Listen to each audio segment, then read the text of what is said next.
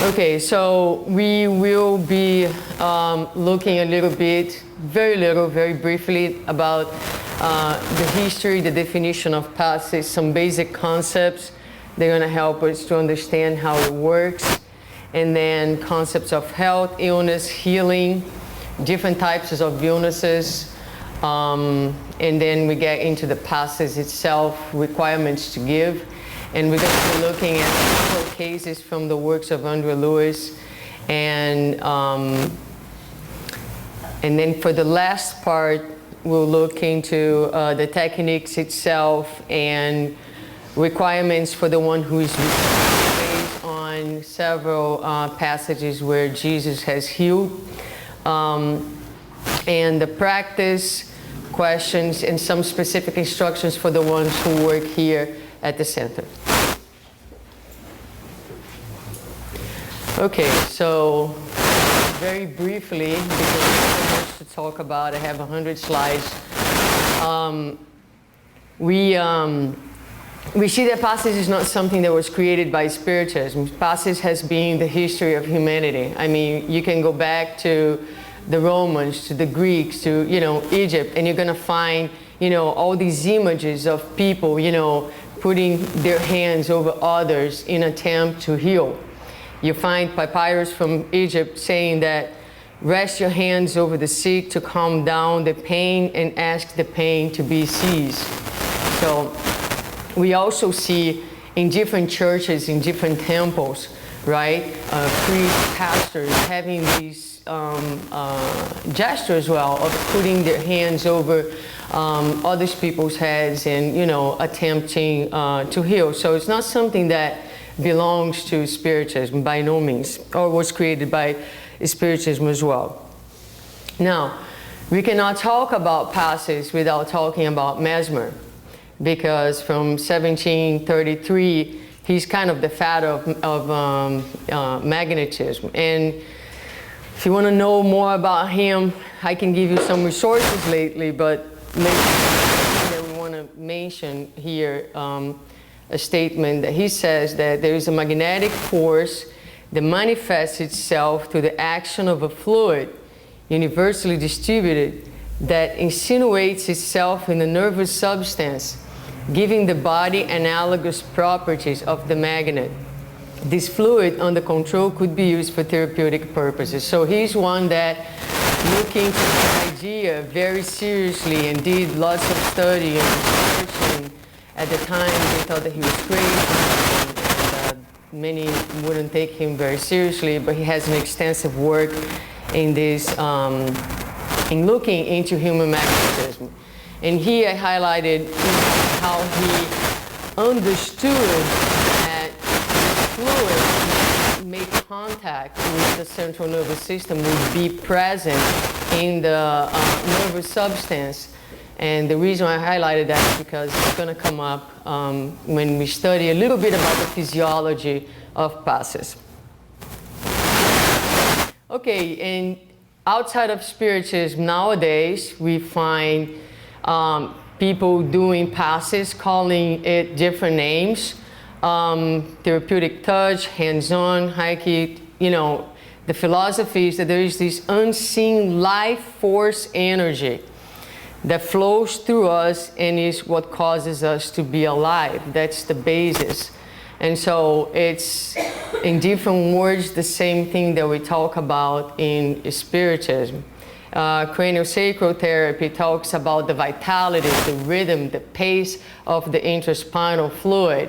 So all variations and pieces of a puzzle that come together when we look at it under the light of Spiritism.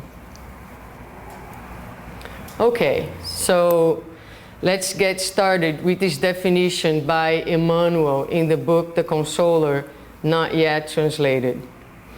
A blood transfusion represents the renewal of physical strength. In the same way, passes are a transfusion of psychic energies. The difference is that the organic resources derive from a limited source, and the so-called psychic elements derive from the unlimited reservoir of spiritual forces. So he's making an analogy here, right, about blood transfusion. But when we are giving passes, we are giving a transfusion of energies. Now, these energies, they are unlimited, because as we will see, we are giving not only our energies, but we're giving the spiritual energies. And the source of this spiritual energy is the universe. It is the universal cosmic fluid. So it is unlimited, okay? In another book called Follow Me, also not translated, it says there that Emmanuel also defines it, saying that passes are a transfusion of biopsychic energies. It is an act of goodwill in which a person with good intent donates from him herself in benefit of a brother or sister. So again, the same idea of the transfusion of energies. Here he talks about the magnetic energy, the organic energy, our own energy, plus the spiritual energies, right? And what is passes? It's an act of love. That's what it is. Is you wanting to help somebody else, you wanting to reach out, is an act of charity, is an act of love, where you just want to help somebody else. That's in the words of Emmanuel. Act of goodwill. Okay, but psychic energy, we've been talking about this energy, and what are we talking about? What is really being donated? So we're going to look into the energy and the fluid. All right. To talk about that, we're going to have to do a quick review for some of you who have been studying here with us. And for some of you, it might be something new. But in the whole universe, there is what's called the Divine Trinity. So who can help me fill out these blank spaces? They are God, Spirit, God, Spirit, and matter, right? Everything that comprises the universe comes from God, from Spirit, and from matter. Now, in the middle, we have the universal cosmic fluid. Is the universal cosmic fluid matter? No? Yes and no, that's the right answer. It is a type of matter, but it differs from matter because it has some very special properties, okay? So what happens is the spirit that is immaterial cannot act directly on matter. So it needs the universal cosmic fluid in order to act on matter. So, yeah, let me, the explanation comes. So let's look at the universal cosmic fluid. I don't want to go ahead of my slides. Okay, so let's look at the universal cosmic fluid. It is defined actually as primitive matter. That's why I said yes and no. It is defined as primitive matter. But it differs from matter because it has some very special properties. It is an intermediary between spirit and matter. The spirit needs the universal cosmic fluid to act on matter. It's going to produce a variety of things once combined with matter under the guidance of the spirit. So, for example, the spirits want to create a city in the spiritual realm. They manipulate the universal cosmic fluid, and that's how it's built, by the manipulation of the universal cosmic fluid. How do they do that? What kind of tools they use? No tools other than the mind. So the spirits don't use the hands in the way that we use. Their hands is their mind, okay? And that's how the fluids are manipulated and things are built. So God builds the universe, and we also are building things with our minds by the manipulation of the fluids. Generates the aggregation of matter and ponderability. So you're going to find the universal cosmic fluid here in this table, which is made of universal cosmic fluid. This is the most dense form of universal cosmic fluid. So we're talking again about this very primitive matter that combines things, that gives things different properties, and build things as dense as this as my physical body, but also all other kinds of matters that we're going to look at can be modified and is susceptible to infinite combinations to produce specific fluids, such as the magnetic fluid. And these definitions and this whole slide comes from the book Spiritist Fluidotherapy, a new book by Alírio de Cerqueira Filho on passes. Okay, so we're talking about fluids. We said that the universal cosmic fluid gives rise to different types of fluids. Let's understand a little bit this idea of fluids, because that's what we're going to be dealing with when we're talking about passes. So for science, here, what fluids are? They're a special state of matter, as matter is known on Earth. It is comprised of the non-solid phase of matter, liquid and vapor. So water, alcohol, milk, oxygen, these are considered for our science fluids. But for the spirits, and when we are talking here about fluids, we're talking about something a little different. So in the book In the Invisible by Leon Denis, he defines it by saying rarefied matter becoming invisible, non-ponderable, taking more and more subtle aspects is what it's called fluids. So again, it's matter, but it's matter that's not visible, that is imponderable. And many times, you know, my friend David, who is here feeding us today, he says, but science can prove that. You know, I don't know if I believe these things because there's really no scientific way. You know, you cannot objectively talk about those things. Right now, we are in a fight about the vital fluid. And so I found this statement by Mesmer when he says that science cannot objectively prove the existence of this fluid. The animal magnetism is a vibrational state of the universal cosmic fluid in a frequency higher than the wave of light.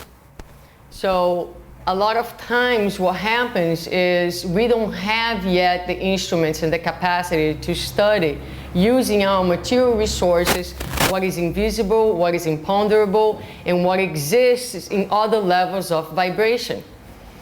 In fact, when we are talking about matter in fluids, in spiritism, we're talking about elements that exist in many, many, many different levels of vibration unknown to us. The spirits tell us about periodic tables. You guys remember that? Periodic tables for chemistry. So they tell us that there are actually many, many, many, many other periodic tables in the universe. Tables that represent elements in different vibratory states. So things that we know nothing about. Okay, so let's look at the vital fluid, because this is the guy that we're going to be talking about mostly today. Has its origin in the universal cosmic fluid. It is what provides life to matter. So the vital fluid or magnetic fluid or the fluid that we give during passes is something that, like everything else besides God and the Spirit, comes from the universal cosmic fluid. It's a variation of the universal cosmic fluid, something with special properties. And what, when combined with matter, is going to give life to matter. If I put vital fluid in this table, it's going to start moving around the room. Okay?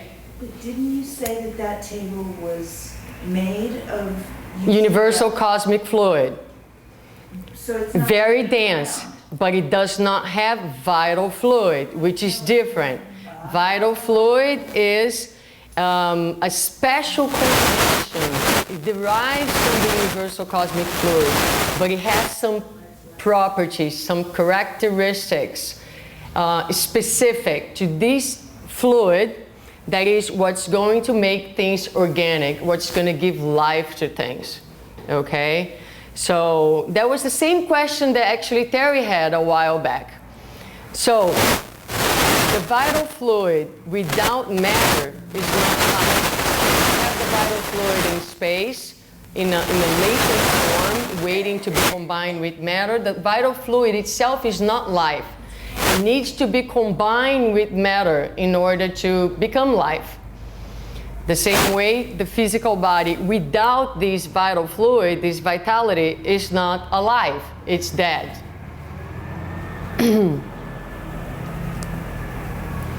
Okay, so this is a well-known passage from the Gospel where we have the woman with bleeding. She was bleeding for how many years? 7 years. Huh? 7? And she hears of Jesus, and she goes through the crowd and touches his cloak, right? She thinks, if I only touch his cloak, I will be healed. This is a passage that at the very end of our study, we're going to go back to it. And what happens is Jesus at that moment, he says, somebody touched me. He knows that somebody touched him. And Peter is like, of course somebody touched him, right? I mean, they're in the middle of a major crowd. He's being touched all the time. So what happens in that moment that he's touched by that woman? Something comes out of him. And he who is full awareness, right? He knows that a virtue, that's how it's written, a virtue came out of me. What is this virtue if not his vital fluid? So he realized that some of his energy was drawn away from him by this woman. And he turns to the woman and he says, your faith has healed you.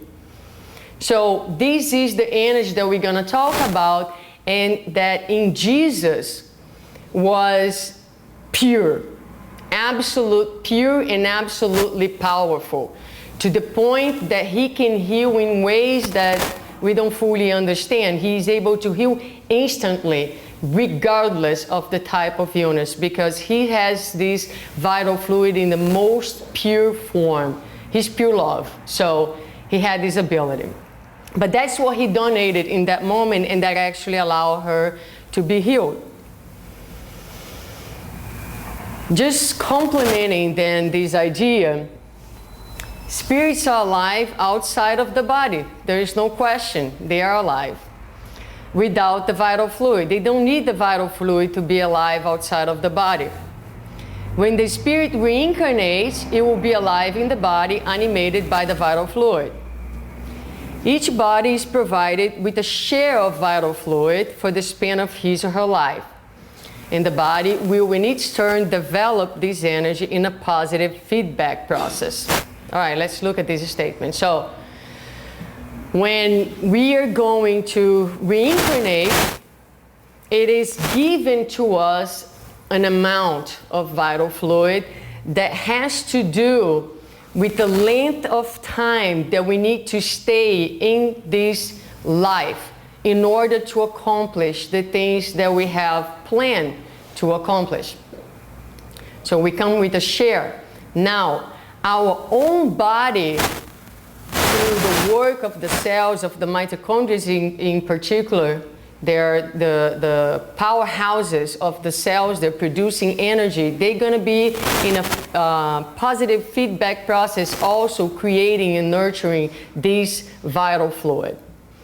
Okay? It comes to an end. So as we get older, right, we don't move as fast. We don't climb trees in the way that we used to. We don't feel tired, right? We don't have the same energy. We don't have the same energy. The energy is being spent little by little in the course of our lives. So it comes to a point where it becomes insufficient to keep the life of the body, and the physical body dies. Now, it can be renewed throughout our lives because we can absorb it. The main way in which we're going to absorb this vital fluid is through breathing. I saw everybody took a deep breath as I said that. So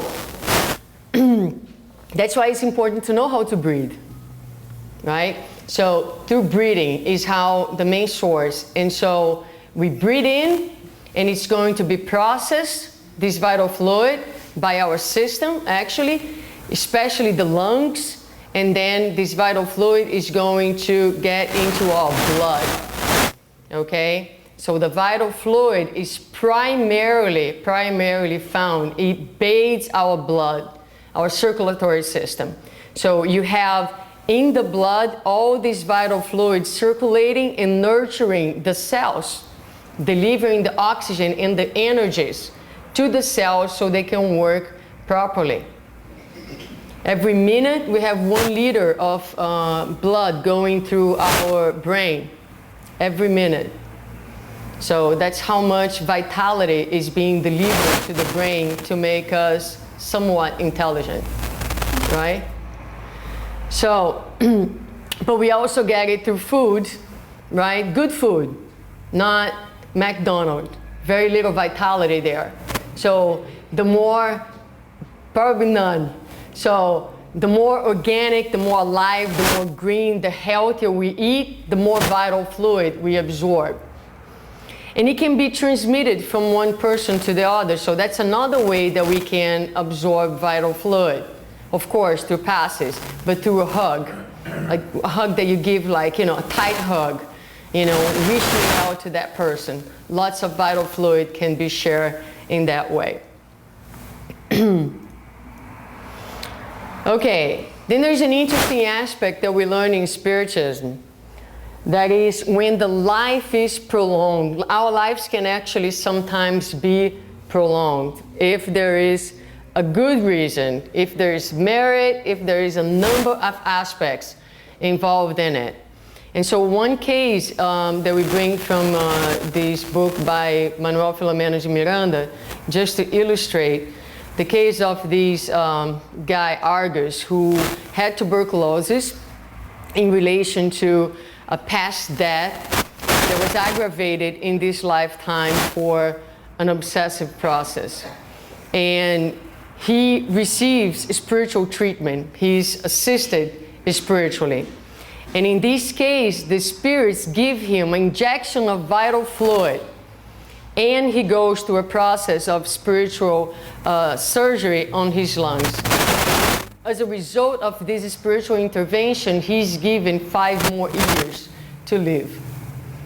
There are other cases in the literature of Andrew Lewis that you can find examples of lives being extended by the spirits giving more vital fluid.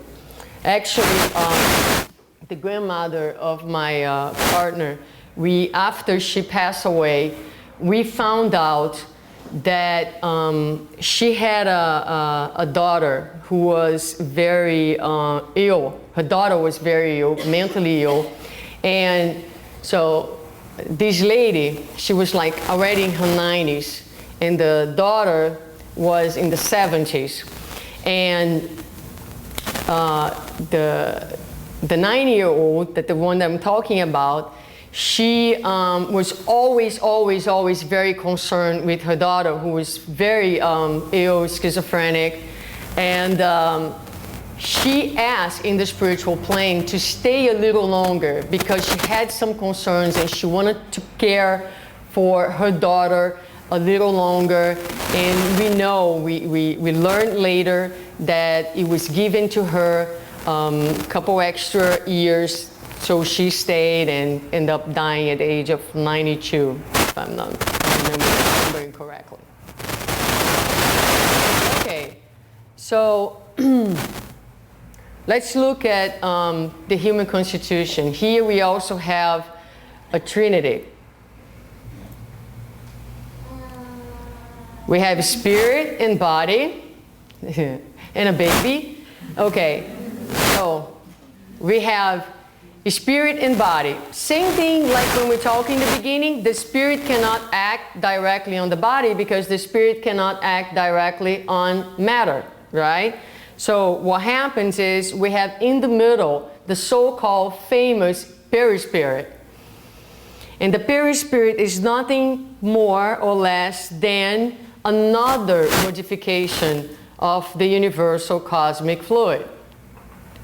So in order, and this is the key of everything that we're going to talk about today, is the understanding of the perispirit as something that is in the middle between the spirit and matter. So each one of you is a spirit, is what's essential in you, what's immaterial, intelligent, will never die, will continue on. We have a body which is a divine vase, and this body is going to be an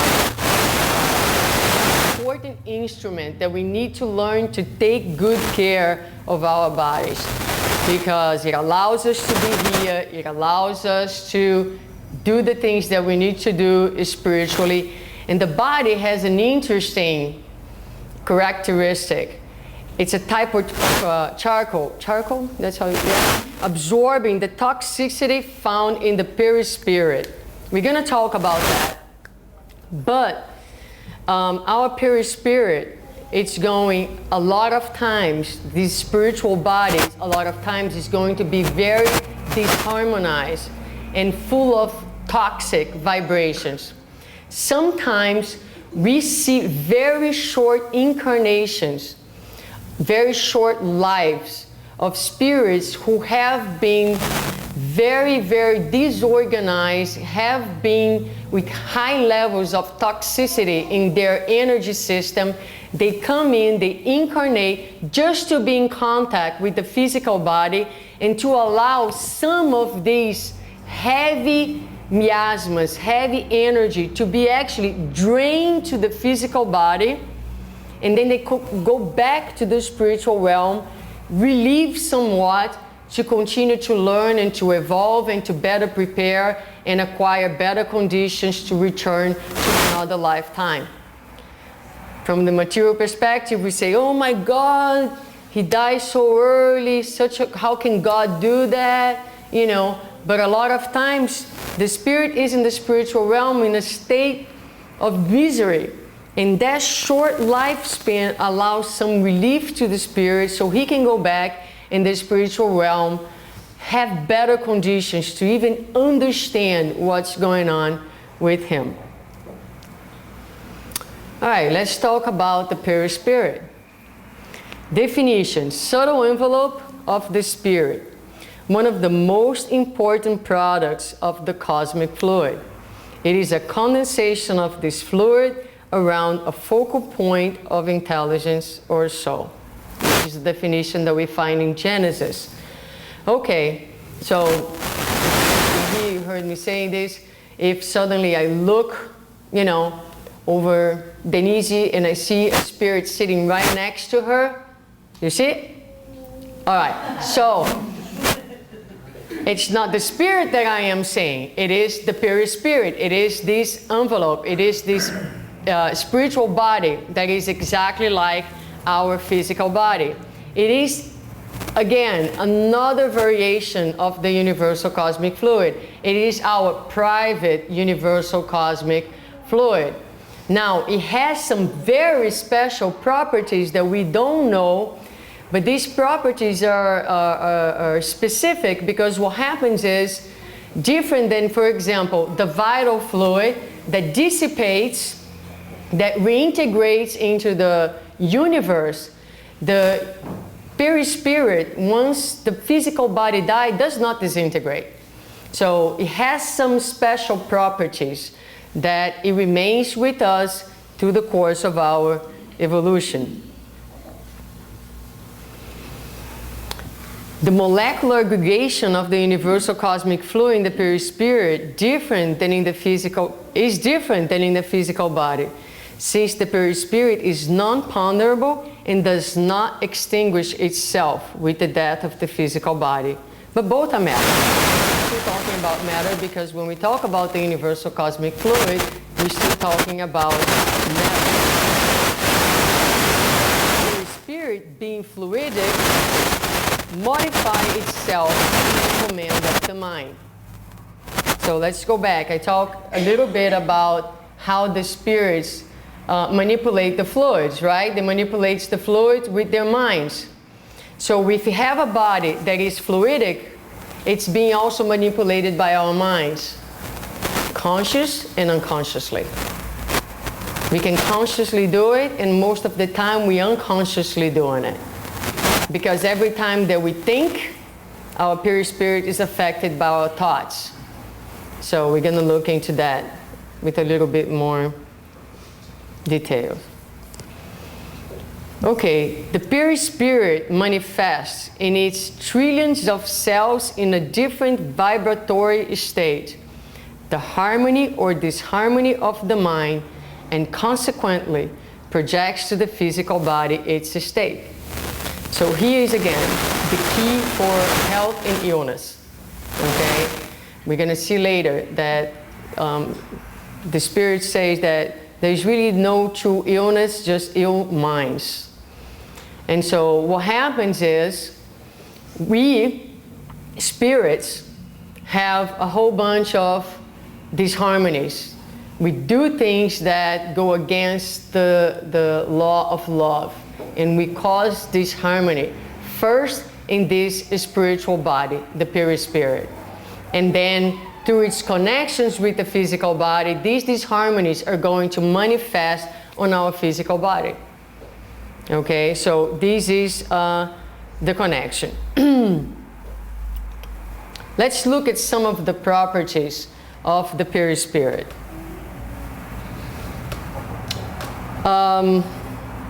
Okay, it is fluidic, vaporous, invisible, still matter. It is in the intermediary of sensations. It has a role in physical maintenance. It becomes less dense with evolution, influences the formation of the physical body, and is flexible and expands itself. So again, it's something flexible. It doesn't dissipate like the vital fluid, but it is flexible. It can be modified. Just to lighten up a little bit. So when I'm in the spiritual realm, if I have been trying to skip all my life unsuccessfully, there is a chance. Because you just think how you want to be and your perispirit will follow. Isn't that great? Okay. It's not quite like that, but possibly like that. If you have a lifetime, for example, that was very important to you, that really marked your spirit emotionally, perhaps when you, outside of the body, when you discarnate, if the memory of that life prevails over this one, you actually will be seen in the way that you were in that life. Because it's the power of the mind that's going to shape up this spiritual body. You follow me on that one? Okay. Now, this perispirit is going to be the archive of our experiences, all our experiences. So what happens is when it gets in touch with the new body being formed, this perispirit, with all this archive of information, experiences, and needs, is going to affect the formation and the way in which the new physical body will be developed. So whatever damages we present in these 1 trillion cells of the perispirit is going to be mirrored now in our physical bodies. And that's how a lot of times, given the time, the right time and the right circumstances, certain diseases are going to develop in us. And then we have the chakras. Okay, the chakras are located in the perispirit. For the sake of today and to what we are trying to accomplish, I'm really not going to go in depth into them. I just want to give you an idea that they actually exist. They do. They are located in the perispirit, and they are centers of force. What they do is they're going to capture the energies from outside, and they're going to distribute these energies, and they're going to be delivered. They're going to get in touch with the central nervous system and then be delivered to the physical body. Now, all chakras, and we have 7 main chakras, they are actually connected through these wires of energy, if you will, that are named nadis. And they are very deeply and strongly connected in such a way that Raul Teixeira, a big spiritist speaker and worker, he says in his works that the connection is so deep that it is enough to just vibrate over the coronary chakra that the energy will be delivered to all the other chakras due to the tightness of the connection of the chakras.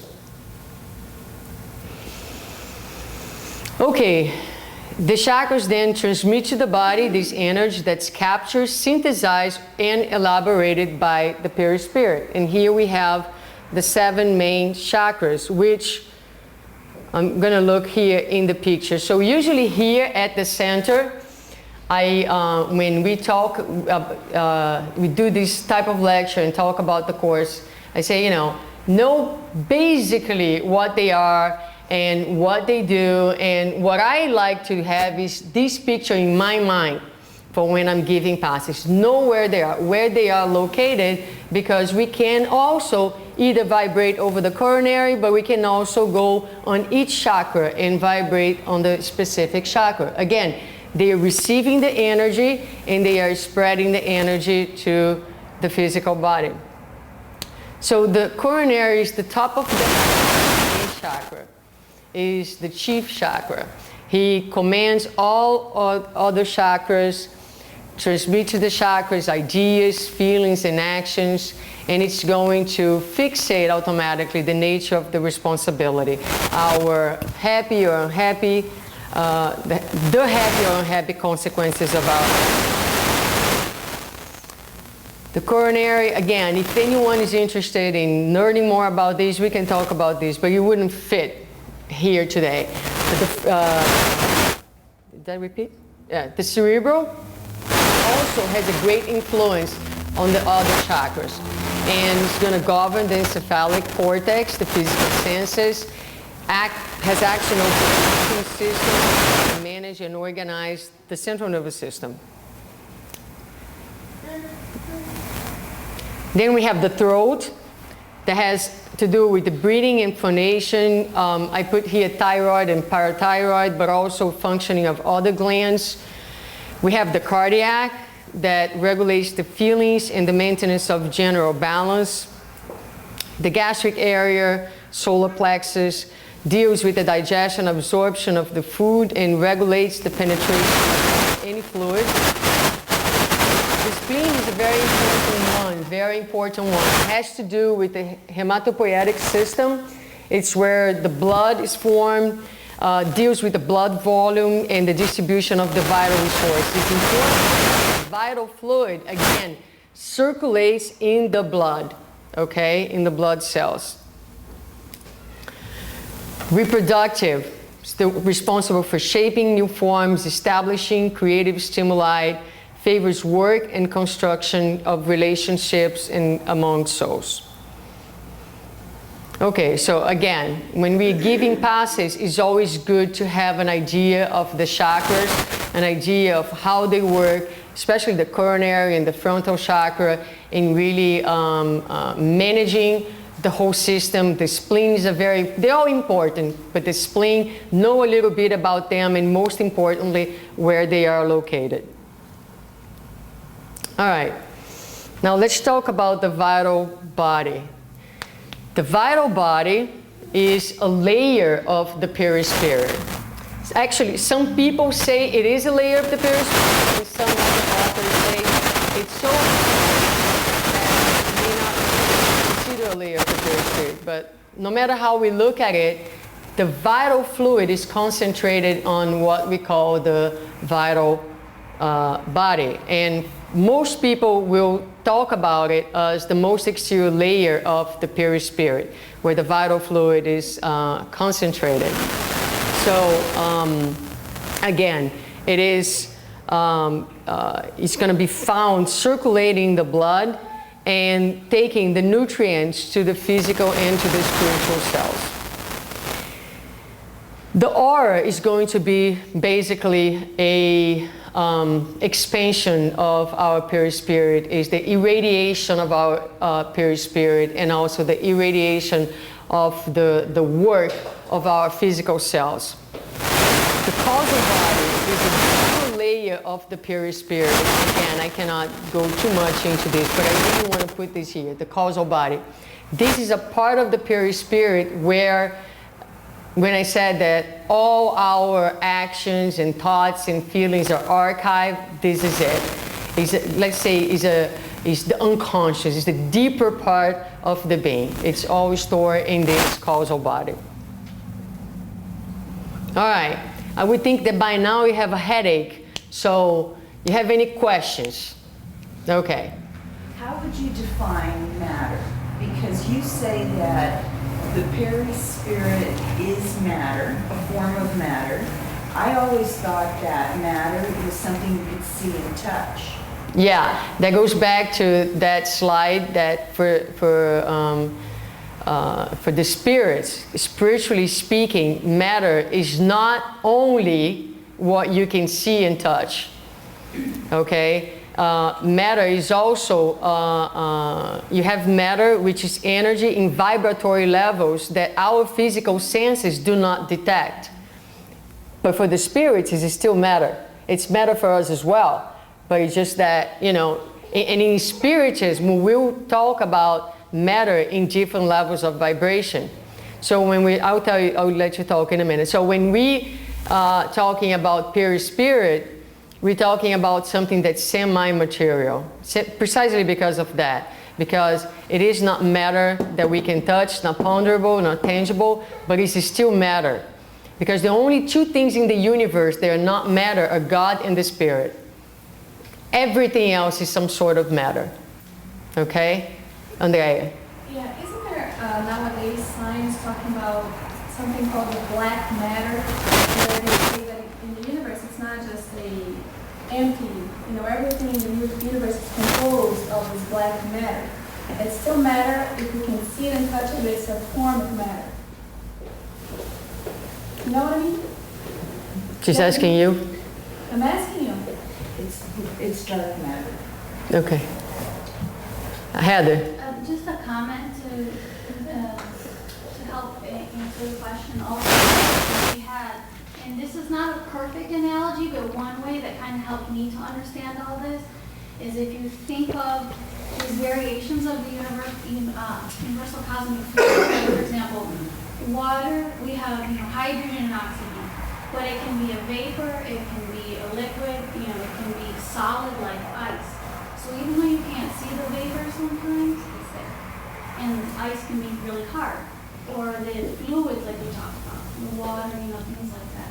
It's different forms, sometimes it has ponderability, but the particles are vibrating faster in the vapor, so it's got a different property. That is a very good analogy indeed. Okay, so I promise you I'm going to lighten up, but we really needed to go over these concepts to understand what's to come. So my question to you sitting here today is, most of you are probably feeling healthy, right? And the question is, for the ones who feel really healthy, are you really healthy? So we might feel like, me, right? Yesterday I ran pretty good, was very happy, feel very healthy. Am I really healthy? Well, if I look at my physical body, I say, well, yeah, my blood pressure is super low, my heart rate is low, and I'm doing good. But is that all that health is about? If we're talking about a being that has 3 layers, then all 3 layers need to be healthy in order for us to be really healthy, right? Meaning our spirit, our perispirit, and our body. So only when these 3 aspects of us are healthy is that we are truly healthy. So if I ask you, are you healthy? What would you say now? Probably not. Okay. So the definition in spiritism is this: is a biopsychic, social, spiritual well-being. Okay, so your body, your emotions, your social life. Everybody's unhealthy here, right? Your spiritual life, who can relate well, right?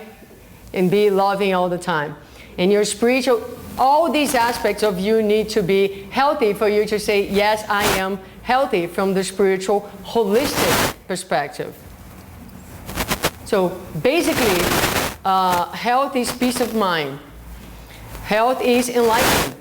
We're only going to achieve this level of health the day that we enlighten, right? It's the same thing. The day that we're fully enlightened, that we have understood the meaning of life, that we love each other unconditionally, that we have no concerns, no one against us, nothing against anyone, no complaints. We're not going to be generating anything toxic, so we're going to be 100% healthy. So the idea of health in Spiritism is very much related to the law of cause and effect, that tells us that everything that's given to us in this lifetime, we're going to be held accountable. We're responsible for. Are you intelligent? You're going to respond for what you're doing with your intelligence. Is your physical body working well? How are you using it?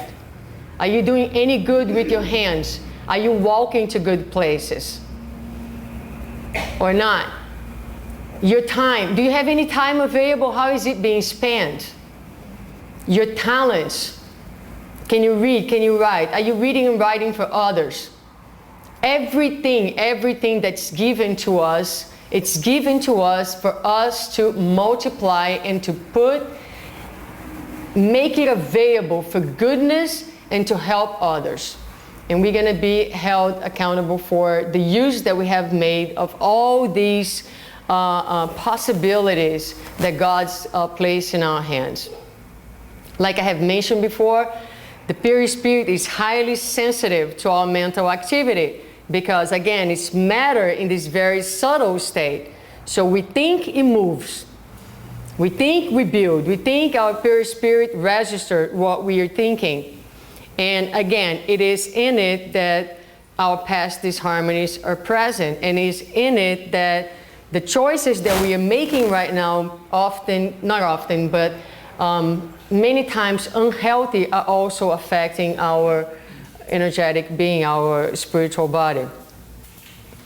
In the book Between Heaven and Earth, we read, the pride, vanity, selfishness, cruelty are vices of the mind, creating disturbance and illness on the vehicle of manifestation, which is the perispirit. The illnesses known in the world and others that still escape human diagnostic abilities will remain with humankind for a long time in the torture spheres of the soul, leading to the reharmonization process.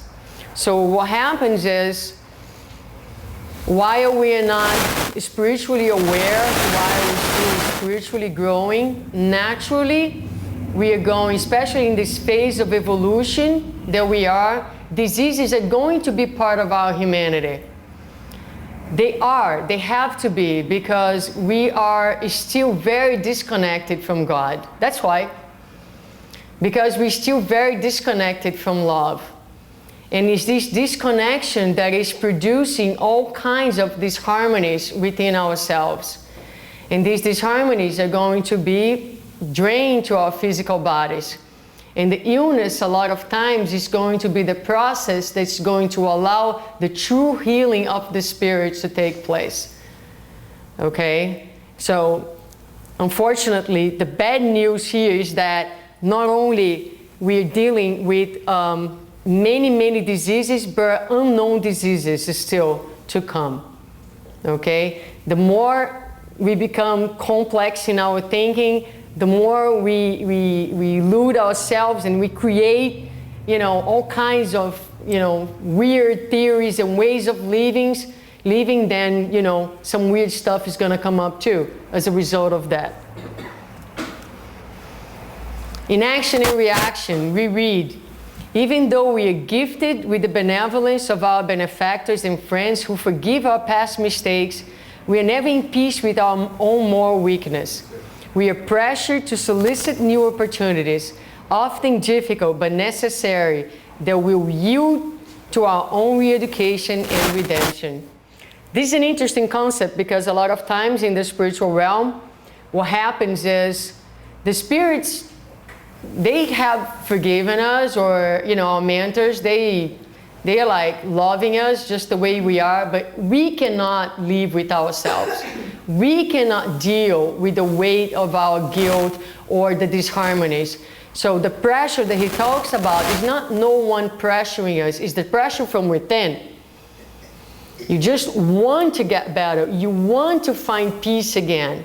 So you actually is the one who asks to return and undergo sometimes a series of trials in order to reacquire sooner than later the peace that you have lost. I brought this sentence back. The perispirit is highly sensitive to mental activity. And so when we read about fluids in Genesis, again, it is the mind that's manipulating the fluids. They are in themselves are neutral. They don't have any quality. But the spirit, the mind, gives it direction, density, cohesiveness, shape, and color, and other things. These are just a few examples. The fluids are the vehicle for the thought. Spirits can modify the properties of the fluids, impregnating them with the good or bad qualities that characterize thought. Thoughts loaded with bad feelings contaminate the fluid in the same way that deleterious miasmas pollute the air. So a lot of times, our minds are quite polluted, no? Right? With some weird thoughts, sick thoughts, destructive thoughts, mean thoughts. All these thoughts, they have vibrations, and they will affect our perispirit, and they will create cancer in the perispirit, and they will create diseases in the perispirit that will, you know, at the end manifest in the physical body. So, a little redundant, but it is fluidic, is affected by the nature of our thoughts. So the point with this that we want to make with these few slides is for us to think what true health really means. A lot of times, even in spiritism, we have a sense that God punishes us. A lot of people really don't understand the law of cause and effect and don't understand the mercifulness of God. And it's hard to understand, especially when you are inside this physical body and you don't have the big picture in mind. But the law of cause and effect is a law of love. Because what God ultimately wants is for us to be happy. It's not a law of punishment, it's a law of education. And God itself is not saying, okay, here, you did that, you're going to come back this way or that way. No, God made laws, and the laws are explained here. So we are given, we talk about the Trinity that comprises the universe, and then the Trinity that comprises each one of us. There's unity in the universe. Things are the same everywhere. And so God creates the universe in this way. We have in ourselves our own private universal cosmic fluid. Everything that we do, that we think, the ways we act is written in the universal cosmic fluid outside of us, but it's also written in our personal universal cosmic fluid. And goes with us. Goes with us from one body to another body. So who is punishing who? There is no punishment. There is action and reaction. There is cause and effect. And through the perispirit and through reincarnation, we sow what we reaped at some point. And this is it. And what's the outcome? The outcome is the education. As we go through the difficulties, we learn what needs to be learned, and we grow. And we reestablish peace. The goal of the law of cause and effect is to reharmonize each one of us with the universe again. So that's what God wants. He doesn't want to punish us. He wants us to be in harmony with the universe, with the laws. So are there true illnesses or just ill minds, ill spirits, ill feelings causing the disturbances. Okay, let's go to another concept now, the concept of healing. God, I have no idea how I'm doing with the time. Okay, let's go, we'll just keep going. Let's go to the concept of healing. Now, this is pretty cool stuff. Okay, so the perispirit is fluidic, like we have said, so it's going to absorb readily and easily all the fluids like a sponge due to its similar nature to the fluids, okay? So that's why when giving passes and we're giving our fluids and spiritual fluids, the absorption of the fluids is through the perispirit. And where is the perispirit? Everywhere, right? So we don't need, if you're receiving, you don't need necessarily to take any specific position because it's from one perispirit to the other.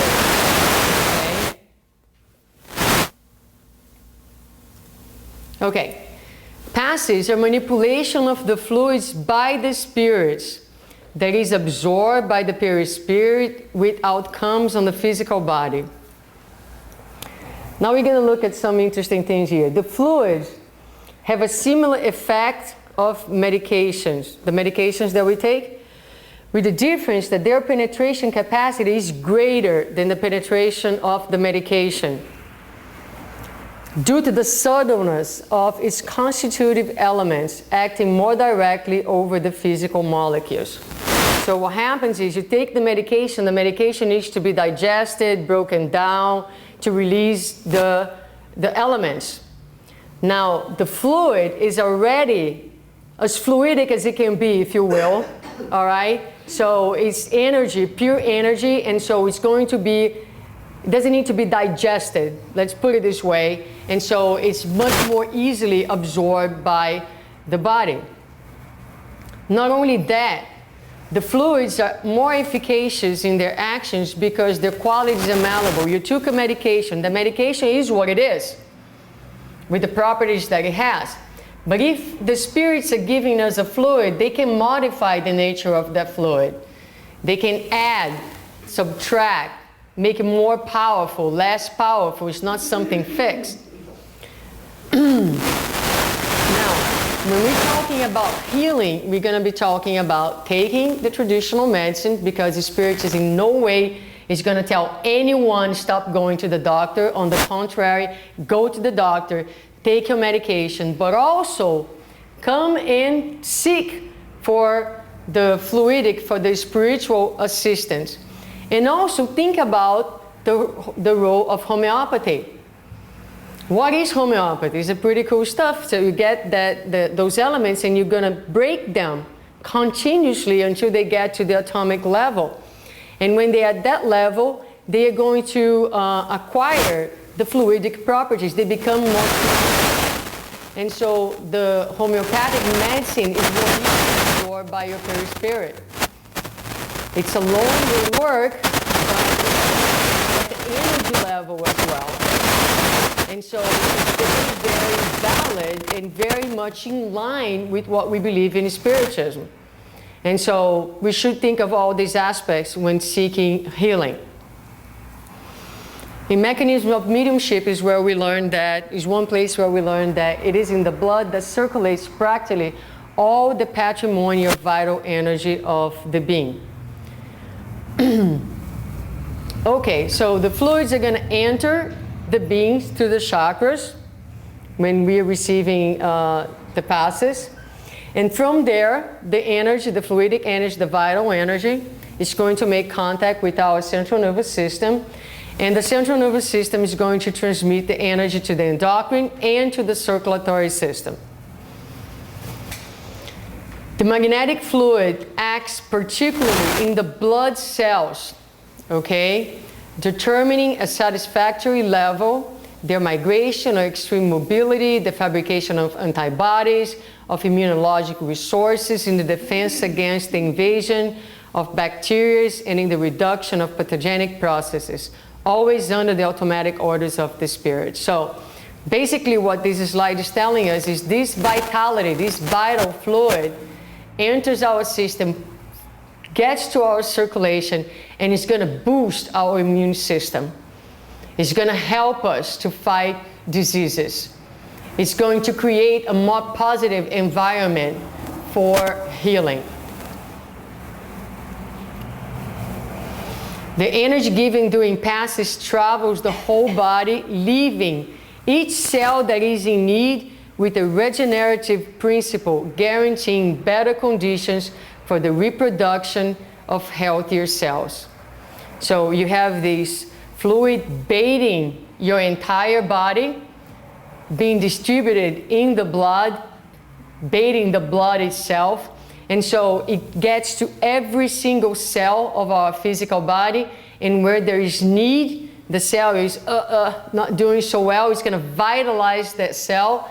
It's going to give that cell better conditions to reproduce itself, create a better environment, fluidic environment for the cells.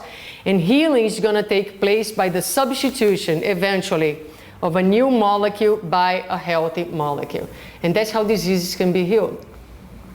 Okay? Now, there are different types of illnesses. Someone can have a molecular alteration that leads to disease, or we can have a foreign, and this word is mine because I couldn't find any other word, a foreign energy impairing the function, as we see in obsessions. So, let me talk about this second case. Kardec in the Spirits magazine of 1868, speaking about this energy, this miasmas, deleterious, toxic energy that sometimes gets in our system or is produced by our system, makes us sick, truly sick. And sometimes it's hard to know, and if you're looking at a disease, whether it's really a disease because the parts are not working, or because there is some fluidic action that is impairing the functioning of the parts. And so in speaking about that in the Spirits magazine of 1868, Kardec says, think about a clock where all the parts are working, but there's so much dust that the arm doesn't move. So it's not a matter of fixing the parts, it's a matter of removing the dust. And we're gonna find a lot of cases of instant healing because no parts were broken. There was dust in the system, okay? Most cases of instant healing happen because of the presence of dust in our system. So in The Higher World by Andrew Lewis, we have this case of Pedro, someone who had undergone 20 years of spiritual obsession. The guy is hospitalized with acute neurological diagnosis and a prognosis of a few days to live. He had a real diagnosis of neurological disease impairment. We're going to see this guy being attended by the spirit named Cipriana, who is going to attend to him energetically, and he will be walking away with his brain working properly after a few days. What did she do? She took the obsessor away and worked on his energy, remove all the toxic energy that had been built in the process of obsession that guy had undergone. So that is a case, you can check on the book, that is a case that the physical body was not working properly, nothing was broken in it, but there was some energies in that system because of the obsession they were not allowing the body to function properly. And what a challenge for medicine that would be. Because you're dealing with symptoms that, make you look, there's a broken piece. And if you don't believe in these things, then you're just going to keep treating, give medicine that a lot of times is not going to do anything. There's another case of an older woman who presents with disturbances on the brain, all the way from the brain down the spinal cord, affecting her lumbar and sacral nerves. Everything is affected, her sensation, the motor control, her glands, her physical body is generally affected by that. And again, that woman had been suffering a case of obsession for many years because she had owned many slaves in the past and really mistreated them, and now they were following her in that lifetime, and she was carrying a amount of toxic energies from those processes. She also is attended, spiritually speaking, in the book Missionaries of the Light. So we're going to see that when we talk about healing, we're going to have two types of healing. We can have instantaneous healings that happens in most of these cases, and we have a slow healing process that can take place. Also in the Spirits magazine of 1868, we find when the disease requires the reparation of the outer organs, the organs are broken, so to speak, the healing is necessarily slow and requires a continuous action of the fluid. When the issue is the presence of deleterious fluids, it can be done quickly and even instantaneously. Jesus was able to cure both cases very quickly.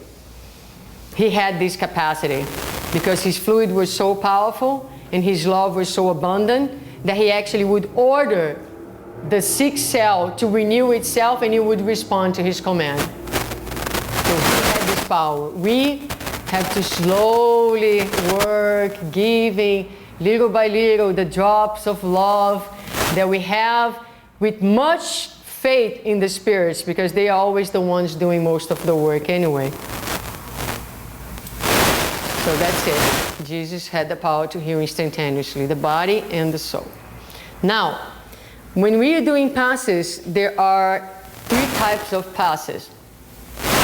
The magnetic, which means it's just my fluid, my vital fluid that I'm passing to someone else. And it's what the work of all the magnetizers, out there giving their own fluid. Many people will argue that there is no pure magnetism because we always assisted by the spirits, but that's a part. There's the spiritual passes. If I sit here and I do a prayer, or maybe when we don't have time to do the passing, we do a prayer together and we ask the spirits to bathe us with the energies, that is a spiritual passes. I'm not giving of my own energy, we're just being showered by the energy provided by the spirits. And the passes that we're doing there are mixed, because I'm giving a little bit of what's mine, and the spirits are manipulating and giving the fluids that is being passing through me and out of me to the one who is receiving. Okay, so let's talk about the passista, the person who is giving the passes. The energy from the spirits circulate first on the head of the passista. So sometimes, before I say that, let's just read this other one from In the Realms of Mediumship. Zhao Andrew Lewis. We cannot underestimate the importance of the mind. The thought process influences decisively in the donation of the healing energy. The medium will be unable to connect with the higher spirits without the mind illuminated by faith and goodwill. Okay, so if you're giving passes, we're going to start delineating some things that are necessary here. One of them is faith and goodwill. You got to believe in it. Goodwill. And with that, you're going to make the connection, you're going to establish a connection with the spirits who are more evolved than you, and you're going to start absorbing the energies through the head.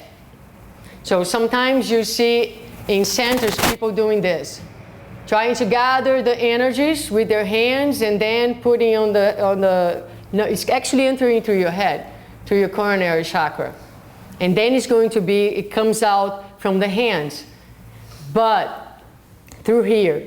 So that's it. Many people, you see sometimes, nothing is really wrong in the sense that it's not going to impair what is happening.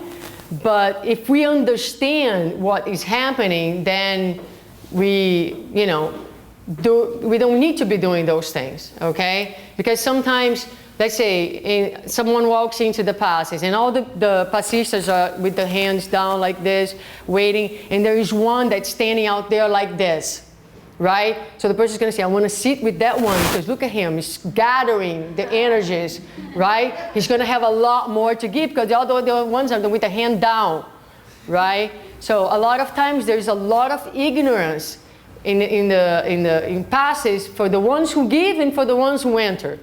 Who, you know, you're here being educated about, we're all learning, but a lot of people who come don't know anything. And when they see these things, you know, they think, wow, look, a powerful medium out there. I want to sit on that person's chair. Okay, before, God, unbelievable how good I'm doing with the time. Before we break and I get in depth into the work of passistas, I brought 5 different cases. And these cases are going to set the tone for what I'm going to say next, okay? So right now, when you're really tired, we're going to look at some really, really awesome cases, and you're not going to feel so tired. So first case is a case of cardiac problem. And look how I organize these, because I love this. There's a spiritual diagnosis for everything. So the spiritual diagnosis, it's missing the eye there. There's a dark cloud over the aortic valve with some little characteristics for the person who had this cloud over the heart. What is the emotional reason related to that? Serious arguments that this woman had with her husband. Intoxication of deleterious fluids. So she had a very tough fight with the husband, and she absorbs all the toxicity from the husband because there is an affinity of states, because she also is angry and attacking and engaging in the same level of vibration. So there is his and there is hers, and creates this, like it's written here, this cloud over the aortic valve. She's not feeling anything. She thinks she's healthy, like we think we're healthy. But the spirits are detecting this problem in her heart. So during the passes, they do an application of fluids over the gastric zone in this direction towards the heart. And with the action of the spirits, this energy that's concentrated, it starts migrating from the heart to the surface, to the skin, and it is dissipated on the skin. And then the spirits go there and give a passes over the region where the problem was, restoring the function and making it work even better and more properly. So the outcome is that she left with the normal functioning of her heart. Had no clue. Second case, servant in effort is someone who is in the spiritual center, is wanting to get better. Can be any one of us here, seriously trying to live a healthier life. The spiritual diagnosis of this man, he had a very dark cloud over the liver. Physically, he was showing some liver dysfunction and had already part of the intestine and the pancreas compromised. The emotional reason for that, mental perturbation originated in conflicts with the self, giving rise to destructive thoughts, secreting energy. There was attracted right away to he had a sensitivity in the area of the liver. So this guy, could be any one of us who is here sitting, trying to get better, and then you know something, you want to do that something, you don't do that something, and now you're in conflict. I'm in conflict between the old and the new. We're trying to get better, but as an outcome of this conflict that's natural to all of us, he had some very destructive thoughts. So again, let's pay attention to this. There is an emotion, there is a feeling, there is a thought. There is an energetic creation in the perispirit, okay? And this is the link, and this is why we had to talk about the perispirit, and this is why we had to talk about everything. What happened?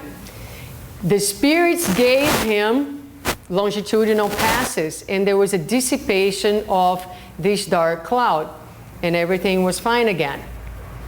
Then we have this pregnant and anemic woman.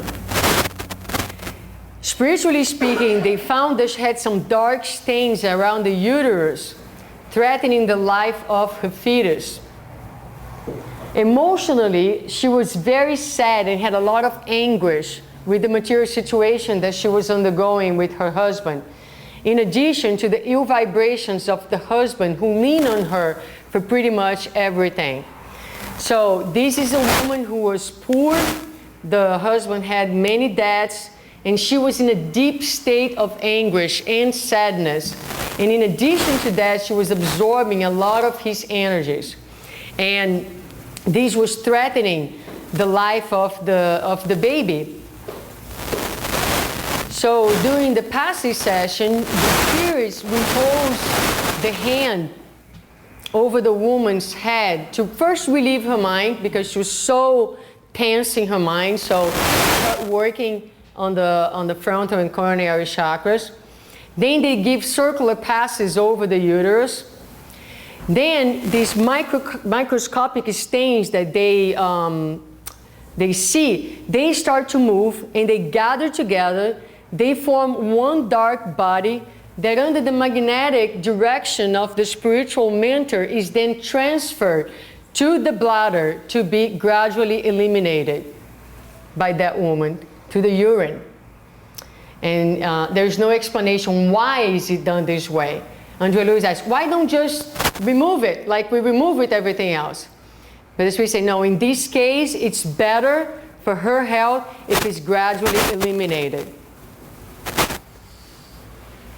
And then the mentor goes and opens what seems to be a capsule that has some very luminous, very subtle energy into that capsule, and spreads all over the woman's uterus, enriching her blood so the baby can do well. Then there is another case, a case of jaundice as a result of hepatitis. The emotional diagnosis for this person was many crises of anger and irritation. We're not going to be as irritated anymore, are we?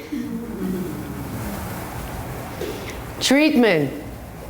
The mentor guides the medium to place the hand over the head and then over the liver. Very delicate rays of energy reach the liver, leading to relief but not cure, due to the level of damage of the physical organs, asking for time and renewed mental attitude from the person. So in this case, there was real damage already to the organ.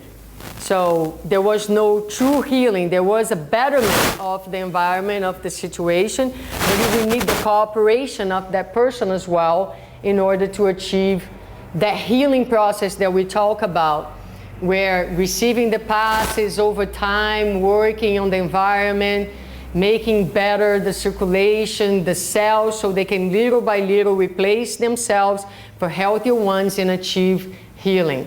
But there would be a processing time that requires the cooperation, because we come here, we get all these good fluids, and then we leave the center, and we get a phone call, and it is that, I'm going to pick on Anna, that brother that we can't get along so well, and we start screaming and yelling at the brother. That's it, right? That's it. Took 2 minutes of good energy, and that's it. We're spreading toxic energy all over our system again. Okay, in all these cases that these people were attended in a spiritual center, they always say that they deserve to be attended because they were they're seriously seeking to be better. They're seeking understanding. They're seeking enlightenment. And the Spirit says that, you know, some of this toxicity, it's inevitable. We're in a life of stress, you know, we lose it sometimes, you know. So what's going to happen? Oh my God. No. If we can go back to a place of peace and we can pray and we can meditate and we can center ourselves again, a lot of times we are able to dissipate the energies. So prayer is one of these vitamins of the soul that boosts, cleans, and truly protects our system. Okay? So with that, I'm going to stop here. I have one more case, but we'll do it after lunch. So after lunch, we'll do this final case. There was a case presented by the Spiritist Medical Association. Very interesting case. And based on the analysis of these cases, we're going to see what we really need to do in there. If we need to do a whole lot or not, how we should be doing the passes, what kind of techniques we are going to use.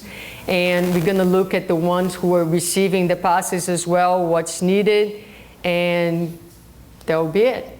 Okay? So thank you guys. Any questions before we finish for now? No? Everybody's hungry? So let's eat. It was presented in 1995, if I'm not mistaken, in the National Congress of Spiritist Physicians in Brazil. This case of a 4 days old, child who at 4 days was vomiting and presented abdominal distension and was basically born with absence of part of the intestine and had surgery for that.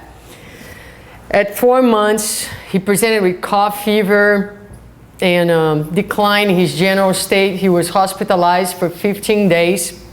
I feel like I'm at work. Where's Claudia? Presenting cases. At 13 years old, had an intestinal obstruction with surgery, followed by 4 other surgeries, including resection of part of the intestine, colonoscopy, drainage of the, he had also pneumonia, he had fluid in his lungs, had anemia, he had an infection. And this is just a summary of really because there was so much there, I didn't put everything there. But the bottom line is that this kid from 4 days to 13 years old, he was hospitalized several times. He had several surgeries, many of them related to the intestines, to malfunctioning, to absorption, to obstruction. And then he ended up having problems with the lungs as well, and infection. And basically the doctors did not believe that he was going to live, he wouldn't live many more days. They was like, this is it, he's going to die. That was basically the end of it. And this team of doctors, Spiritist doctors, requested permission to go and to start a work of passes next to this boy. He was only 13 years old at the time. Let me just say something. Oh, okay, so when they entered the room, they had a perception, one of the doctors who was a medium had a perception that this boy was the reincarnation of a man who did traffic of slaves, and basically he was so cruel back then that he let them die in the ships of thirst and hunger. And he presented in his own perispirit, it was a lot of disharmony in this area, in the area of the intestine, and in many different areas, but the intestines was primarily affected, and for some reason. And so when he reincarnates, remember that we talk about the perispirit that shapes up the formation of the physical body. So from the time that the reincarnation process took place, the perispirit, marked by these harmonies, imprinted them in the physical body, and from the uterus he already had some problems, and he was already born with a defective intestine. Now, not only that, but he was under very heavy obsession process, where many of these people who had been affected by him and had not forgiven, they were currently his obsessors, and they were altering the rhythm of his intestine, making more difficult for the absorption of the nutrients that he needed. altering the rhythm, the functioning of the intestine, and that's why things would move. He would get obstructions, abdominal distension, pain, several things like that. And not only that, they also would alter the medicine itself that he was given in such a way that a lot of times it would have no effect. Okay. So they started a treatment with him of passes, magnetized water, and in the spirit center of this obsession. And this boy left the hospital 2 weeks later and continued the treatment as an outpatient. He starts to go to the spiritual center, and at the end of the same year, this happens around August, by December, he was able to go back to the hospital, and the colonoscopy bag was removed. They closed. When the intestine is not functioning properly, sometimes you have to put a bag where, you know, the feces are eliminated that way. So they're actually able to remove that. We're able to close it, and we're able to do a surgery to basically try to rebuild his intestine in such a way that he could use it again. And he lived a fairly okay life after that. All right. So the doctors from this team asked the doctors from the hospital what did they think that had happened, and they said, we have no idea what happened here. Okay, because they had been really, they knew that the boy was going to die in a few days for all that he had gone through. So that was the last case that I had to present, a little different because it was, again, shown in a scientific conference. The main point, the main reason why I brought all these cases before talking about reincarnates and what we're going to be doing inside the passage room, and has something to do with what Terry was asking her, is that the gesticulation of the past giver matters very little. What we're doing there matters very little in terms of technique, because the spirits, as we have seen in all these cases that we talk about, are the ones who are, once we receive the energy from the spirits and we pass that energy on with our energy, with the magnetic fluid, and it is absorbed, then the spirits continue to work on the energy, guiding, directing, potentializing. They are the ones who are really doing the work, okay? So the incarnates, this is from the book by Marlene Nobre.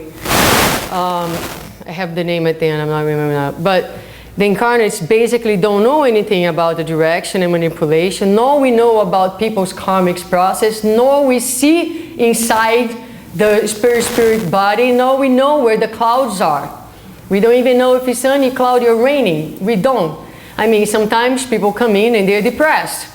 So you may think, wow, looks cloudy, right? But that's the extent that we can see. So we don't know about these fluids, these spots, you know, stains, you know, all these perceptions. The spirits can do that. They can see that far because matter is no obstacle for them. So they can see. They are the one who are doing the spiritual diagnosis, okay? And directing the fluid and doing this level of work.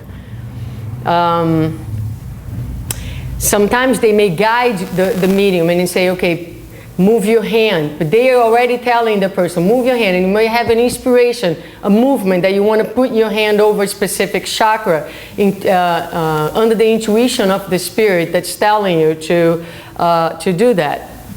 So the spiritual team is the one who directs the flow of the energy. Now, what are we doing? We're giving our own vital fluid, right? By the goodwill, by a strong will. The stronger our will is, our desire to help. Once we're there, person sits in front of you. One thing that I always find very important, and sometimes I do it if I feel like, because you know, not every day we are super connected. That's the truth. Some days we're a little bit more like, you know, lost in our own thinking process. But when people sit and I feel that I'm not super connected, sometimes I think about my own difficulties, my own suffering, my own problems, and how I would like to be understood by others. And when I think about that, in that moment, I create already a connection with the person that's sitting in front of me. And I think this person sitting in front, I don't know what he or she is going through, but they don't know what I go through too. And we all go through stuff. We all have heaviness, and so in that moment you connect because you feel equal, and that already establishes a connection between you and the person who is sitting in front of you. And so you're going to be putting your goodwill in action. The more you can connect, the stronger this will is. Obvious, the more you can direct your own fluid. Trust, faith, prayer with simple imposition of hands is what we really recommend. Emmanuel in the book The Consoler says, passes can be given obeying the formula that will produce greater trust, not only the one giving, but the one receiving. So Emmanuel is not giving us any formula here. It is not necessary any physical contact, since it is the transmission of spiritual forces. We don't ever touch anyone. Okay? People are there, sitting, praying, concentrated, trying to connect, to open themselves. And then you touch their hair, you know, and they jump because they are concentrated. Okay? So we don't do that. We don't touch people. It doesn't do anything. We're dealing with spiritual forces. There's no need for physical touch. A lot of people are not even comfortable being touched anyway. Terry, machines, if you will, resources in the spiritual realm. But beyond that, the spirits who work in there are specialized in human suffering, are doctors, are nurses, people who have knowledge and understanding of human biology, but most importantly of human emotion and psychic and our spiritual evolution. And so they are able to read us physically, spiritually, and they are the ones who are attending us in ultimate stance, okay? So they are always connected. What happens is the days that I am more connected, I am able to register their presences next to me more than other days. But they're always there, and they're always doing their work. We're the ones that are, you know, more or less. But they are super. So, Thank you. no problem. But so in Mark 16, 17 to 18, can I give passes? Okay, we a lot of times I say to somebody, say to Elcio, next week you're going to start giving passes. Me? No, I can't do this. Right? True case. And so here in Mark 16 we read that, and these signs shall follow them that believe. In my name shall they cast out devils. They shall speak with new tongues. They shall take up serpents, and if they drink any deadly thing, it shall not hurt them. They shall lay hands on the sick, and they shall recover. So Jesus actually told us that we should do that. He told the disciples to go and to heal, to put their hands on people and to bless them and to heal them. And we are all invited to do the same.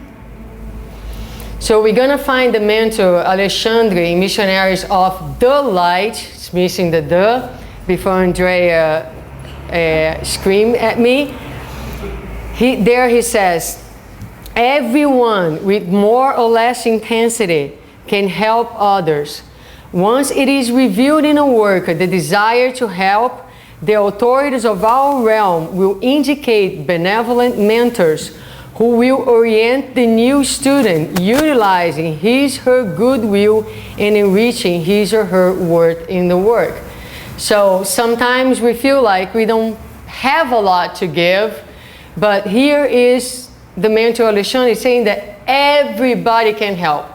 And once we decide that we're going to help, that we're going to engage in this work, that wants to do this work of love, the mentors are going to come. One is going to be assigned to you, And every time you walk in there, he's going to be working with you and helping you out and potentializing what you have to give and creating a partnership with you, no matter who you are and no matter what your potential is. Go. Andre Lewis asked the mentors, but someone might have very, very little resources. This person still can give passes.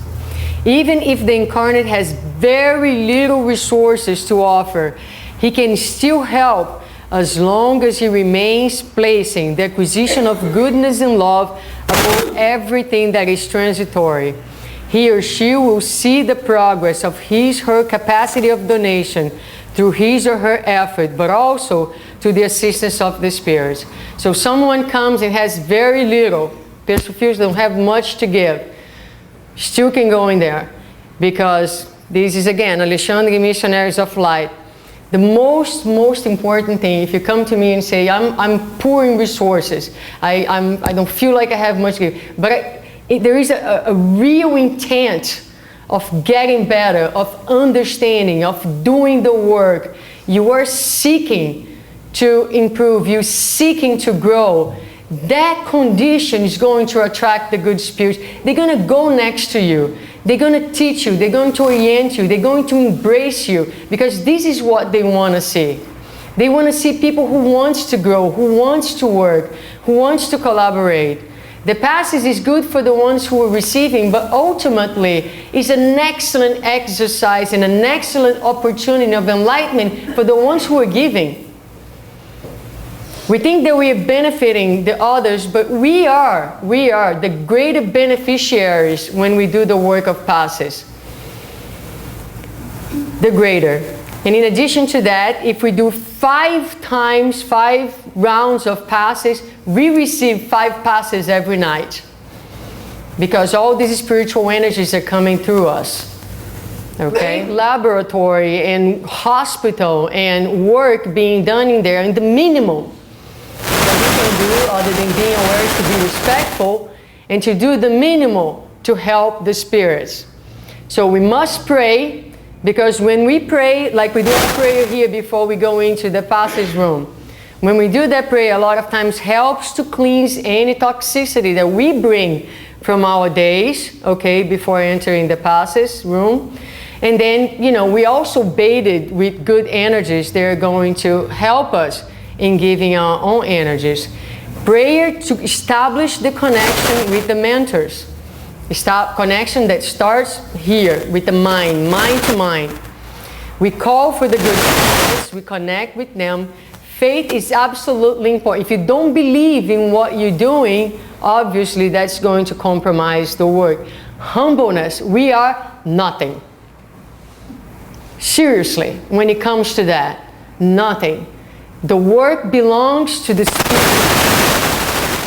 They are doing the work. We are small, tiny contributors of the work. Actually, we're doing the work in order to be helped ourselves. So put all the outcomes. Don't have any expectations.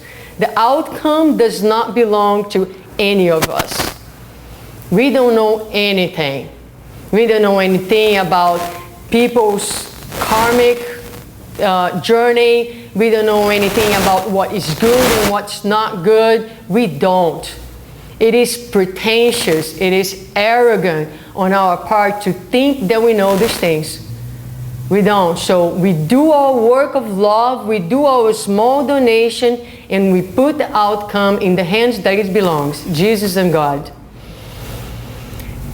Benevolence needs to be this empathy.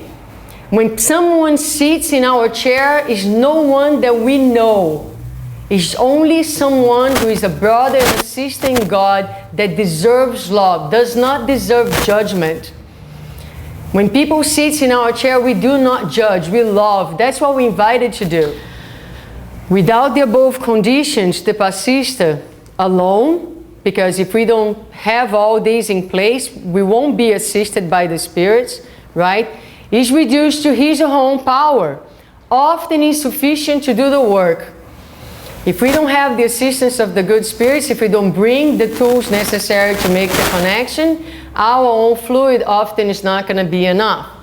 Now, Spirits magazine of January 1864, the power of the persistent with the assistance of the spirits is 100 times stronger and more effective.